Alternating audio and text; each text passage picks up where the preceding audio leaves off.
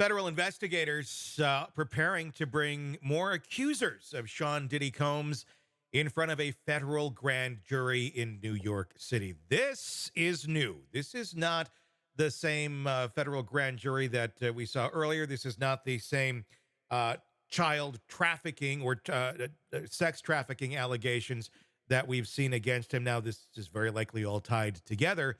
These are new people that are going to be called in to testify. These are people that have put other civil cases against Diddy. These are also people we've learned that have been seen in the videos, the security footage, I guess we put in quotes because I don't think Diddy was necessarily using it for security, around his home that federal investigators have also seized.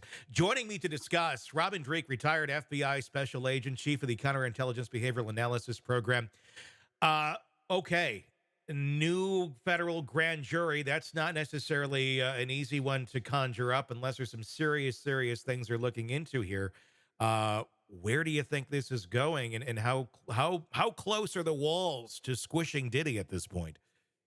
Is going deep and vast is what this is. This is not going to be one of those things that's a mile wide and an inch deep. I think it's going to be 3 miles wide and 5 miles deep. Hmm. As we've said from the very get go on this one, Tony, prosecutors, investigators are going to take their time because when you are dealing with trafficking of any sort and the kind of abuse that is circling his circle, whether it's him directly involved or people, I don't care where it is, Hmm.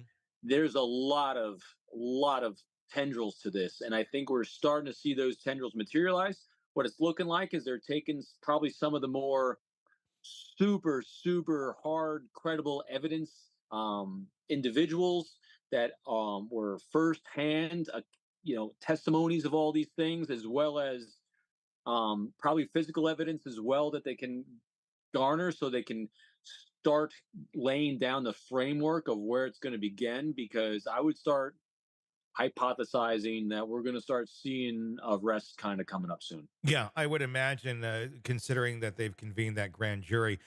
Uh, Yeah. now, some of these people that they're bringing in, I'm just hypothesizing here, but if we're just to read the tea leaves, some of these allegations of sexual abuse, the statute of limitations has since expired on. So it's not necessarily going into this to prosecute him for those crimes, but it's more so to look at consistency here, and consistency in Hmm. character. Is that accurate? I think so. We're going to, as we've said numerous times, we're going to be establishing that pattern of behavior, the Yeah. life arc of not just Diddy, but all in this circle, and how they've become complacent to really abhorrent behavior. Hmm. And I think that's what they're going to go after first. And because as one thread gets unraveled, what it starts doing is it starts empowering other victims to come forward. Because a lot of times, reasons why we don't get more victims coming forward, especially the more recent victims, is fear. Yeah. Fear is our greatest motivator. If we don't feel safe in an action that we're going to take, we're not going to take it. Hmm. And so, part of this strategy I would hypothesize is that they're trying to inspire other more recent victims to come forward to let them know that, one, you're not alone, Yeah. because you are that is also a great generator of fears, thinking that I'm all alone, I'm going to be standing alone, and the world's going to come at and chastise me and come at me, like has probably been kept them silent in the past. is Hmm. is is the henchmen surrounding Diddy have used fear Yeah. to motivate their behaviors. And so as soon as you can alleviate that fear by actions like this, then we're going to start opening up some dialogue, I think, and we're going to get even more depth and breadth to what the accusations are.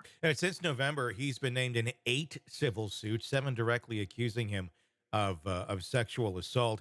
And that's the thing. How many more people are there? And one would have to guess there's a lot of pressure on people not to talk from his camp. God knows what the threats may have been.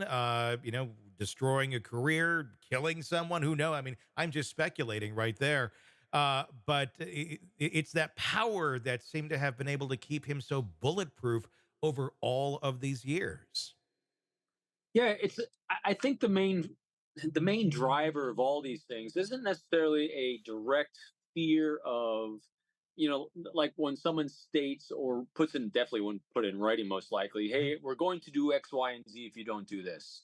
But in these kind of circles, is you fear losing preferred treatment. You fear losing favoritism. You fear that since if you have 100 people, say we have 100 people in a close circle, but only the preferred top five are going to get that preferred treatment, and you don't want to follow that top five, that Yeah. becomes the fear motivator.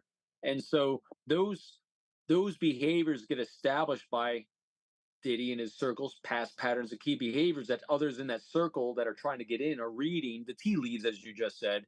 And so I think fear is inherent in observing their behavior. And so that makes it very hard to prosecute and hard to come up with charges because it's implied. Hmm. And so what they needed to take their time to do is move beyond the implied, implicit, and move to very direct actions and that they could have evidence of.